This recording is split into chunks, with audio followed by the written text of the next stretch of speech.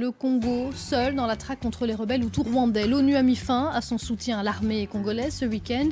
Le président Kabila n'a pas caché son mécontentement. Sur le terrain, l'opération n'a pas réellement commencé. Reportage exclusif, nos envoyés spéciaux ont rencontré des rebelles hutus rwandais dans l'est du Congo. Les tensions sont donc très vives entre l'ONU et les autorités congolaises. Le président Kabila a dénoncé l'ingérence de la communauté internationale. Il a convoqué hier une vingtaine d'ambassadeurs, leur affirmant que son pays renonçait à tout soutien des Nations Unies pour leur offensive contre les rebelles hutus rwandais, les FDLR. La veille, l'ONU avait annoncé la fin de son soutien à l'armée congolaise. L'ultimatum, la date limite pour remplacer 2 généraux controversés ayant été dépassés.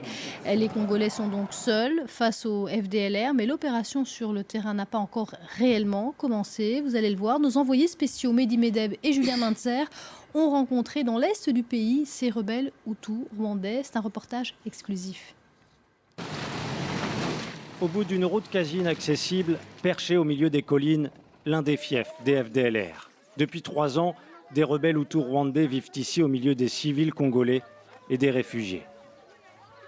Officiellement, les opérations militaires contre les FDLR ont commencé, mais dans ce village tenu par les rebelles hutus rwandais, la vie suit son cours. Vous le voyez, les civils n'ont absolument pas fui. Il se passe même un mariage à côté de moi. Il n'y a ni affrontement, ni combat, ni même renforcement de troupes. Plane en fait une inquiétude malgré tout après l'annonce de cette opération, toujours au point mort. L'un des cadres des FDLR vit ici, comme chez lui. Il dit avoir déposé les armes, trop peu, affirment les autorités, qui en réponse ont annoncé une opération. En attendant son déclenchement, la menace le préoccupe.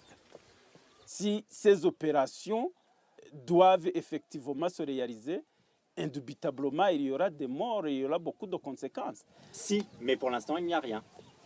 Pour le moment, là où je suis, il n'y a pas de bombe jusqu'à présent. Ça, c'est vrai. La perspective d'une opération inquiète également les civils rwandais. Pierre Damien a fui son pays, 20 ans d'errance dans l'est du Congo. Sa sécurité, c'est au FDLR que ce réfugié la confie depuis 2 ans. Nécessairement, oui, FDLR est ici en protégeant son peuple. Pour le moment, il nous dit de réciter paisiblement. Et vous avez peur de fuir encore? De fuir encore. Ici, il n'y a pas de brousse. Il n'y a pas d'autre endroit où pouvons-nous se cacher. Mais sur le terrain, les militaires en poste près de la zone des FDLR ne semblent pas se préparer à une quelconque intervention. L'officier en caméra cachée avoue même que depuis 2 semaines, rien n'a bougé. Tous les tendus sont calmes. Pas de problème. Il n'y aura peut-être même pas d'opération militaire. Les FDLR seront-ils réellement attaqués? Rien n'est moins sûr. Cet homme raconte comment les rebelles ont établi toute une série de trafics dans la région.